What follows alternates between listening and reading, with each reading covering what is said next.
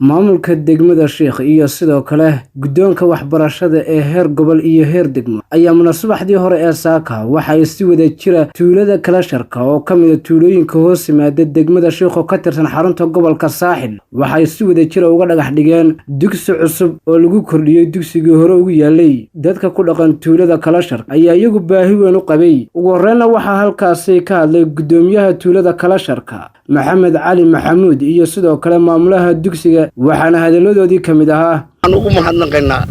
dhismaha soo kordhay ee naloo soo kordhiyay waan ugu mahadnaqaynaa waa soo dhaweeyeen sidii loogu talagalay baaban uga shaqayn doonaa hadaan shilaarnay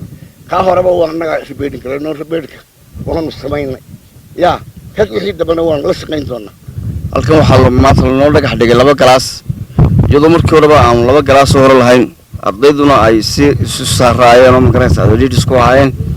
imika laakiin si ay balaadheen oo macallin chance wanaagsan ay heleen wartaad baan ugu mahadnaqaynaa ilaahay baan ugu mahad iskale alxamdulillah rabbil caalamiin waana dadaalina insha Allah sidaan u ilaashan lahayn waayo dhismaha annaka iskale deegaan ahaan daan lahayn kala shirka hadaan nahay annaka iskale sidii aan u ilaashan lahayn aan u tixgelin lahayn aan u ribeeri karsan inta baan annaka iskale isku soo wada duuba waxa mikrofoonka uu kala dambeeyay oo halkaasi ka hadlay hadallo dhinacyo badan taabanayana ka soo jeediyay gudoomiyaha wasaaradda waxbarashada ee degmada Sheekh Maxamed Ibrahim Xaaji Cabdullaahi iyo sidoo kale xildhibaan Maxamed Cabdi Yuusuf saaka halkan waxaan isugu nimay tuulada Karashalka inaynu ka dhax dhigno laba fasal lagu kordhinayo oo wasaaradda waxbarashadu soo ajiibtay codsiga aynu dirnay iyadoo kaashanaysa hay'adaha caalamiga ah iyo hay'adaha maxalliga ah ka soo jawaabtay iyadoo hay'adda Save the Children ayaduna fulisay hawshii loo diray ama wasaaradda codsiga ay u dirtay iyadoo ay qandaraaskana ay qaateen Beach Construction Company shirkad la yiraahdo ilaahay ma hadii mar maanta hadii iskuulkii maanta la dhagax dhigayo waxaan halkan uga mahadnaqayaa wasaaradda waxbarashada waxaan halkan kale uga mahadnaqaynaa gudoomiyaha waxbarashada ee gobolka Saaxil oo culays weyn saaray sidii iskuulkaas u hirgelin lahaa halkan waxaan ku dhagax dhigaynaa iskuul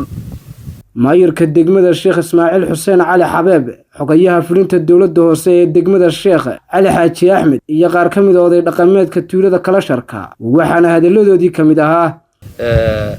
magaalada Karasharka lagu kordhinayo runtii waa arrin qiimo badan waa arrin aad iyo aad runtii taariikhiya waxaanu marka hore uga mahad celinaynaa mas'uuliyiinta uu hormuudka ka yahay maayirka degmada Sheekh iyo xildhibaanadiisa sida runtii xilkaasnimada leh ay u daneynayaan waxyaabaha u soo kordhay degmada guud ahaan u daneynayaan aad baan uga mahad celinaynaa iyagoo muddo kooban joogay oo aan ku jirno waajibaadkayga shaqo aan gudayno waxaan joognaa tuulada